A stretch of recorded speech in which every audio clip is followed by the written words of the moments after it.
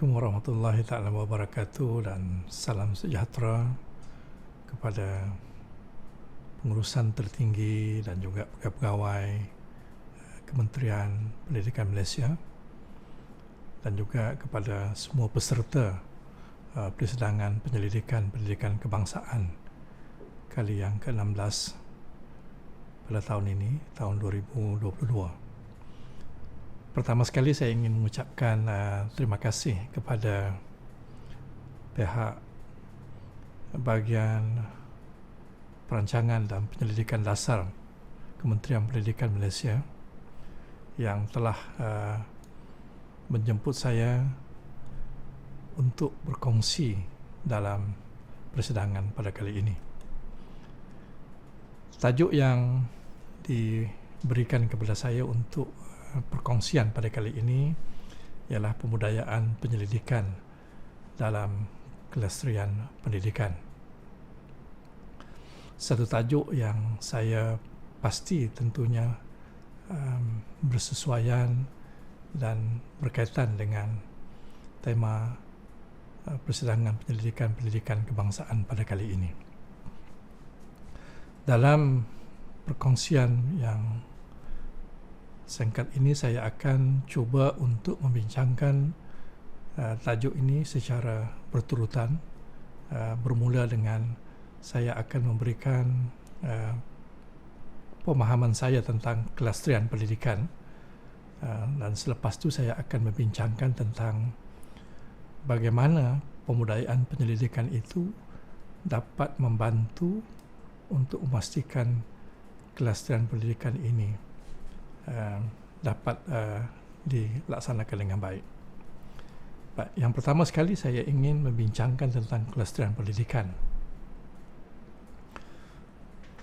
Dalam bahasa yang mudah, kita boleh mengatakan bahawa kelestarian pendidikan itu sebenarnya ialah bagaimana kita ingin mengekalkan agenda pendidikan.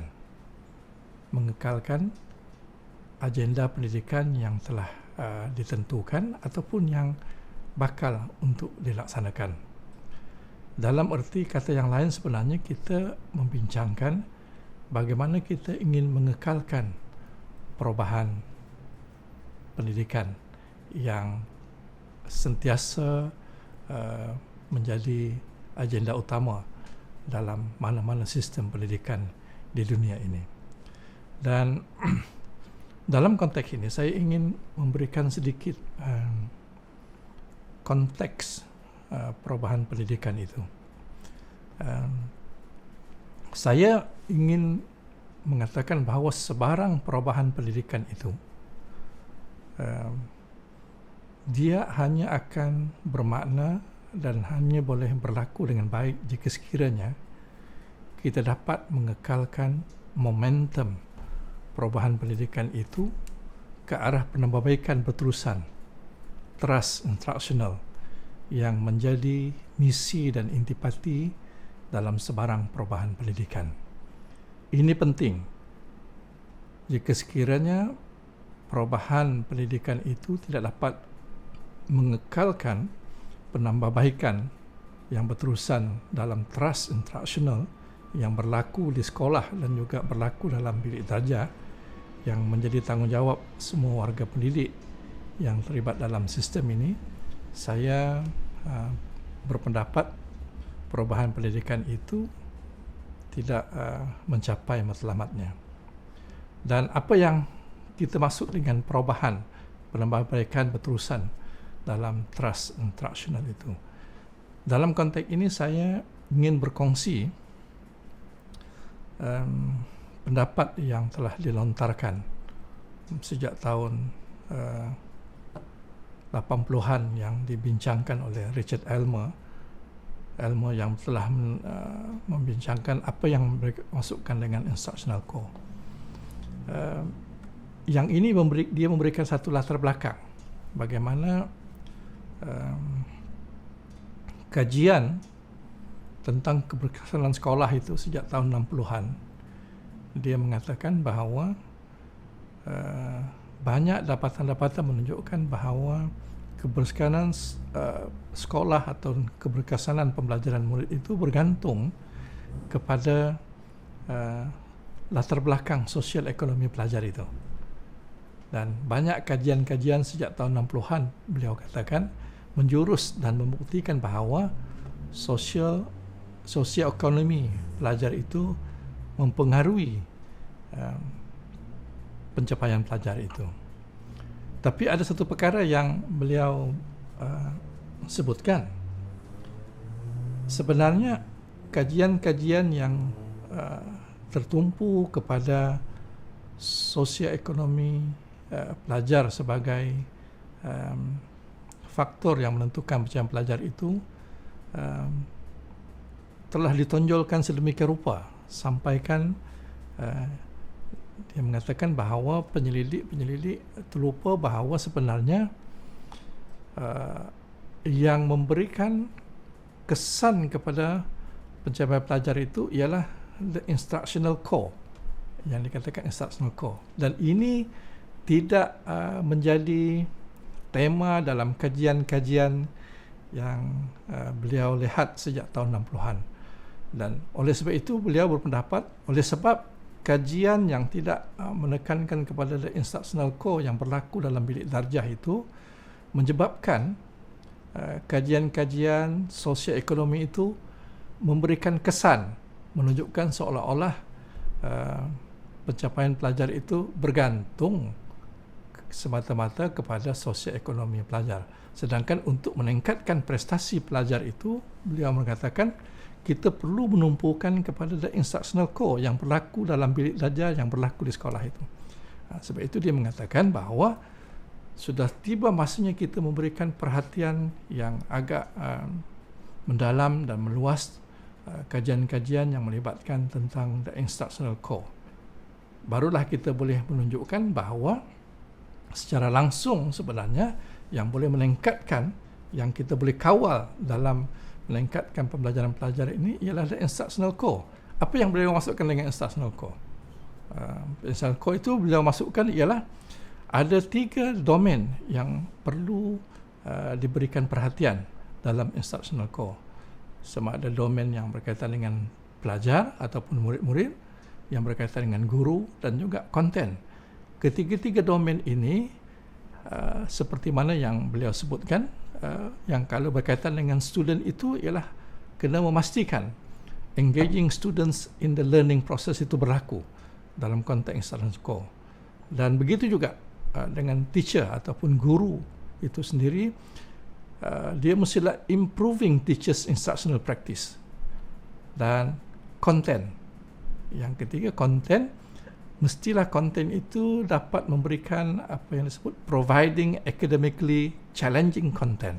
Dan ketiga-tiga ini penting diberikan perhatian untuk ditingkatkan kualitinya, dan akhirnya dia akan memberikan improve the student achievement. Dan inilah yang dikatakan the instructional core. Sebab itu sama ada penyelidikan yang hendak dilakukan itu mestilah berkaitan dengan the instructional core ini. Dan ini saya berikan gambaran betapa sebenarnya kalau kita ingin mengekalkan kelestarian pendidikan itu, kita mesti memberikan tumpuan kepada penambah baikan berterusan kepada the instructional core ini. Barulah kita boleh memastikan agenda pendidikan ataupun agenda perubahan pendidikan itu dapat kita kekalkan. Salah satu cabaran yang paling besar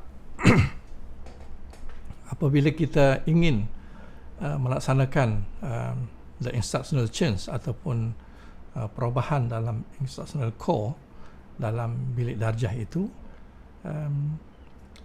dia kebiasaannya apa yang dilakukan oleh sebarang sistem pendidikan, dia akan bermula apa yang dipanggil dengan large scale instructional change ataupun perubahan instruksional yang berskala besar, yang biasanya dimulakan dengan polisi di peringkat kementerian, kalau kita di peringkat kementerian, dan dilaksanakan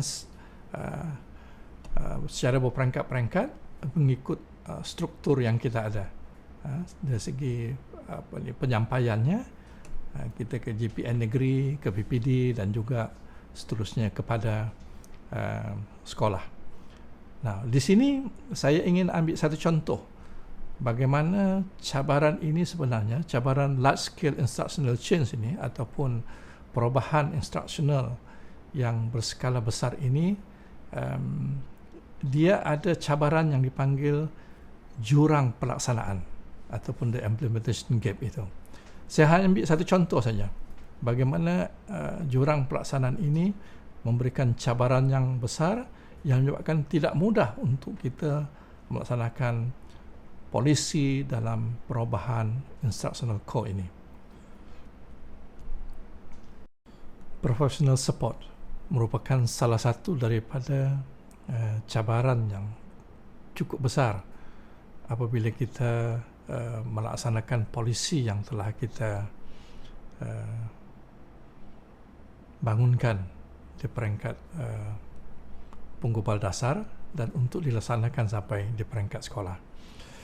Yang saya maksudkan dengan sokongan profesional ataupun professional support ini ialah apabila kita ingin melaksanakan instructional change di peringkat sekolah ataupun di peringkat bilik darjah itu, guru-guru memerlukan sokongan profesional yang berterusan. Dan cabaran yang paling besar dalam pelaksanaan yang berbentuk perubahan yang berskala besar ini, kita tidak boleh memberikan sokongan profesional berterusan kepada semua sekolah, kepada semua guru sepanjang masa. Dan ini adalah salah satu daripada kekangan yang kita hadapi apabila kita berhadapan dengan large scale instructional change. Sama ada peringkat jabatan pendidikan di peringkat negeri ataupun pejabat pendidikan daerah, tidak mungkin dia boleh memberikan support profesional yang berterusan, yang khusus kepada semua sekolah, apatah lagi kepada semua guru. Oleh itu, menyebabkan large scale instructional change ini lambat berlaku kerana guru-guru tidak semudah itu untuk kita minta mereka melaksanakan dasar-dasar dan polisi-polisi yang telah pun ditetapkan yang berkaitan dengan perubahan-perubahan dalam instruksional. Dan ini kita alami sejak daripada dulu lagi apabila kita melaksanakan pentaksiran berasaskan sekolah. Bagaimana guru-guru kita tidak mendapat sokongan yang berterusan dalam melaksanakan dalam bilik darjah, terutamanya dalam pentaksiran bilik darjah. Dan yang mutakhir ini, apabila kita melaksanakan PDPR pun kita menghadapi masalah yang sama sebab guru-guru mesti diberikan sokongan profesional yang berterusan untuk memastikan mereka dapat melaksanakan polisi yang telah ditetapkan itu dalam bilik darjah. Nah, ini saya bagi contoh bagaimana jurang pelaksanaan itu berlaku apabila kita melaksanakan pendekatan perubahan yang berbentuk large scale instructional change. Ada satu kaedah lain yang sebenarnya yang dapat yang boleh kita boleh manfaatkan, yang boleh complement yang large scale instructional change yang bermula daripada atas dan dilaksanakan di peringkat sekolah. Yang ini yang kita panggil apa yang dipanggil small scale instructional change. Small scale instructional change ini bermula daripada bawah, bukan bermula daripada atas, bermula daripada bawah. Sebab itu banyak kajian menunjukkan sebenarnya kalau kita ingin melaksanakan suatu polisi yang telah ditetapkan itu, pendekatan yang paling cepat untuk idea-idea baru itu dilaksanakan apabila guru di kalangan mereka sendiri yang berbicara tentang idea baru itu dan melaksanakannya dan berkongsi dengan mereka. Ini yang dipanggil sebagai peer-to-peer connection. Kalau dalam large scale instructional change, dia bergantung daripada sama ada daripada pegawai ataupun daripada pakar-pakar daripada luar untuk membantu mereka, daripada GPN ataupun daripada PD ataupun daripada kementerian untuk membantu mereka melaksanakannya. Tetapi dalam konteks small scale instructional change ini, peer-to-peer connection. Peer-to-peer connection ni maknanya di kalangan sesama guru. Mereka berkongsi amalan-amalan, pendekatan-pendekatan yang efektif yang mereka telah lakukan di bilik belajar mereka, dan dia berbicara ataupun berkongsi dengan rakan guru-guru yang lain. Dan kajian menunjukkan bahawa pendekatan ini jauh lebih berkesan dan lebih mudah untuk diterima oleh guru sebab dia adalah apa yang dipanggil pengalaman peribadi dalam melaksanakan konteks ini. Ini yang perlu dimanfaatkan dalam small scale instructional change ini. Dan yang keduanya, apabila kita ingin melaksanakan peer-to-peer connection ataupun membina community di kalangan guru itu dalam konteks perubahan instructional ini, dia perlu ada satu lagi yang kita mesti budayakan atau kita perkukuhkan, apa yang dipanggil guru mesti mengamalkan apa yang dipanggil professional practitioner. Professional practitioner ataupun pengamal profesional ini bermakna guru itu mesti diberi sokongan untuk mereka exercise ataupun execute autonomi mereka sebagai guru, dan bukan sekadar diberikan kebebasan begitu, tetapi mereka dengan rasa penuh tanggungjawab sebagai seorang pengamal yang profesional untuk memastikan the instructional core ataupun perubahan instructional yang berlaku dalam bilik belajar itu dapat dilakukan perubahan yang benar-benar dapat meningkatkan prestasi anak murid mereka.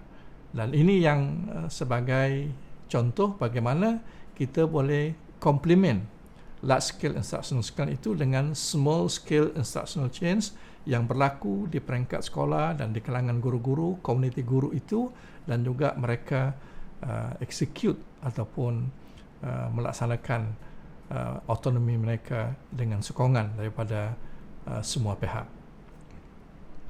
Dan dalam konteks ini saya ingin berkongsi satu petikan yang saya dapat daripada buku yang ditulis oleh Justin Rich yang bertajuk Failure to Disrupt. Beliau menyebut bahawa the solution space in this domain is not nearly as well understood as the problem space. Maksudnya yang beliau sebut ini ialah sebenarnya kita lebih banyak memahami masalah kita. Kita lebih banyak berbincang dengan masalah kita dan lebih memahami permasalahan kita, tetapi sebenarnya kita tidak dapat kefahaman yang agak baik dalam mencari penyelesaiannya. Nah, dalam konteks inilah saya melihat bagaimana pembudayaan penyelidikan itu perlu dilaksanakan. Seperti yang saya sebutkan tadi, kita memerlukan peer-to-peer connection untuk memastikan the small scale instructional change itu berlaku. Dan dalam konteks inilah kita perlu mewujudkan penyelidikan yang mengaitkan di antara teori dan juga praktis, antara teori dan juga amalan.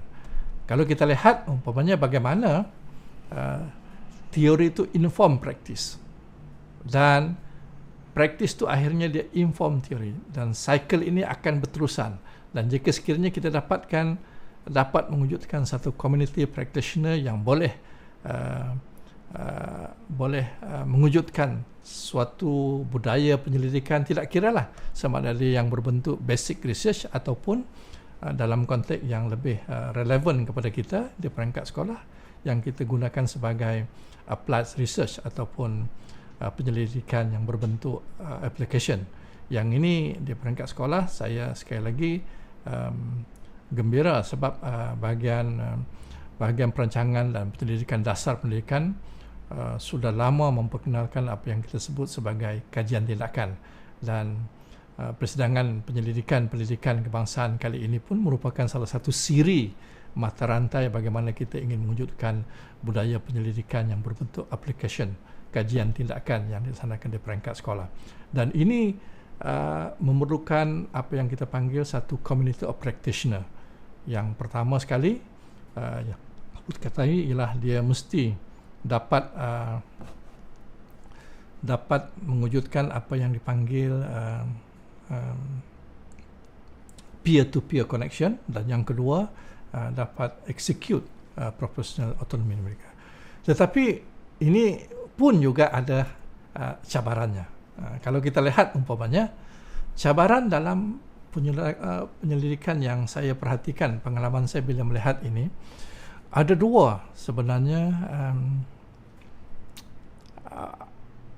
cabaran dalam pembudayaan penyelidikan, terutama yang berbentuk applied di peringkat sekolah ini. Yang pertama sekali saya sebut sebagai jurang amalan. Jurang amalan ini ialah ada dua. Satu ialah di antara teori dan praktis.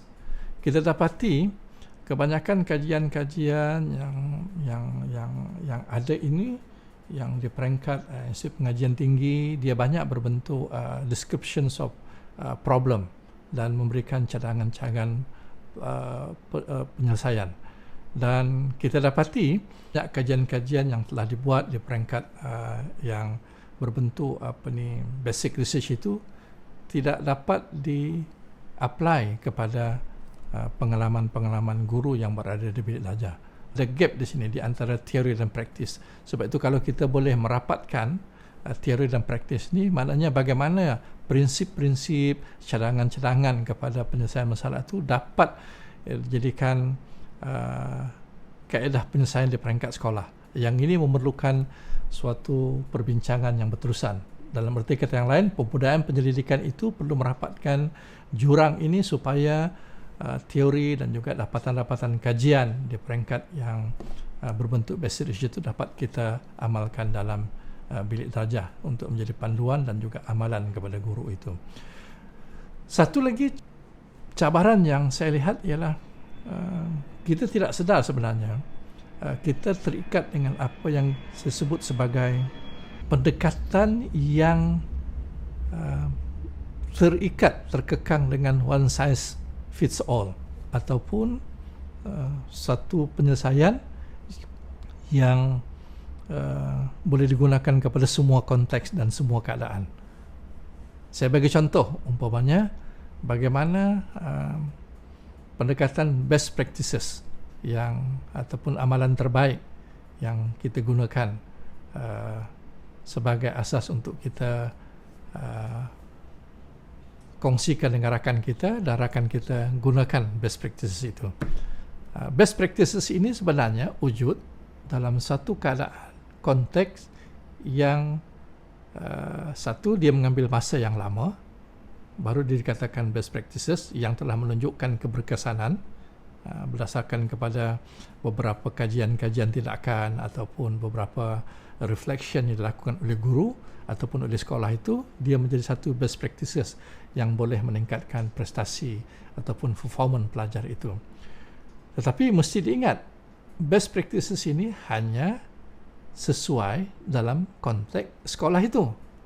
Sebab itu kalau best practice ini diambil in toto secara keseluruhan, di-apply kepada sekolah yang lain, ini sebenarnya kita terikat dengan pendekatan one size fits all. Sebenarnya best practices ini sesuai di mana tempat itu amalan itu dihasilkan. Tetapi bila kita mengapply atau menggunakan dalam konteks yang baru, ini memerlukan suatu kebijaksanaan dan suatu critical mind di kalangan guru-guru kita untuk memastikan dia bersesuaian pula dengan konteks baru mereka gunakan. Dan dalam konteks inilah, dalam dalam cabaran untuk mengatasi jurang amalan dan juga pendekatan satu saiz untuk semua itu, kita memerlukan apa yang saya panggil perlu ada model, the instructional core model. Yang inilah yang saya perhatikan yang perlu kita galakkan di kalangan community of practice kita yang melakukan kajian tindakan untuk menghasilkan model-model yang kita boleh kongsikan dengan rakan-rakan kita, tetapi model-model ini mestilah model-model yang proven, telah berjaya dalam konteks dia, tetapi model ini juga kalau digunakan di tempat yang lain mestilah berlaku pengubahsuaian berdasarkan kepada satu, sama ada kejayaannya, yang kedua, kekangan yang dihadapi oleh model ini. Setiap model dia mesti bergantung kepada konteks di mana dia dilaksanakan ataupun dihasilkan. Itu mana model. Mana model tu ada keterbatasannya berdasarkan kepada konteks di mana dia dihasilkan. Dan ini saya berpendapat ini di antara cara untuk kita merapatkan jurang di antara teori dan juga amalan. Di mana umpamanya kalau kita boleh rakan-rakan kita di pusat pengajian tinggi dapat menghasilkan model-model yang tested, yang teruji untuk dilaksanakan. Dan yang kedua, apabila kita mengamalkan menggunakan model ini, pastikan model itu disesuaikan berdasarkan latar belakang konteks yang unik bagi setiap sekolah dan juga setiap anak murid yang berlaku. Dan yang ini yang kita katakan satu cycle yang berlaku dalam teori dan praktis ini, di mana teori inform praktis dan praktis inform balik teori ini untuk mewujudkan budaya penyelidikan di peringkat sekolah kita. Dan budaya penyelidikan inilah yang akan banyak membantu small scale instructional change yang berdasarkan kepada instructional core model yang dihasilkan. Yang inilah juga yang saya harapkan akan mempercepatkan perubahan pendidikan kita yang dapat memberikan support kepada perubahan yang berbentuk large scale instructional change itu. Dan ini sekaligus akan melestarikan pendidikan ataupun agenda perubahan pendidikan.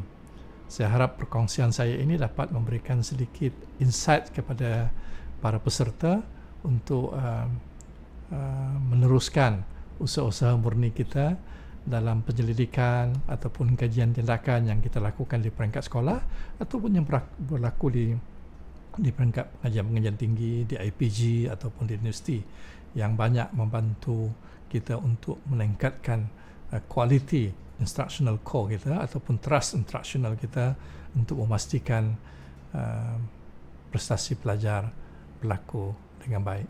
Sekian, terima kasih. Assalamualaikum warahmatullahi taala wabarakatuh.